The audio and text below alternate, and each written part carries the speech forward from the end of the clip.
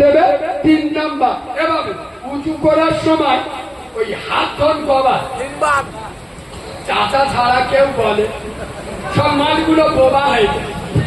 এবং দ্বিতীয় হবে মুখী বল কবার, কুল্লি করেন কবার, মুখ ধর নাকে পানি দেন। 3 নাম্বারে কোন আল্লাহর ওলি হবে না। 5000 আমি মাহারা ছেলে দোয়া করব, আল্লাহ তোর বিনা উঁচুতে মৃত্যু দেবে না ইনশাআল্লাহ।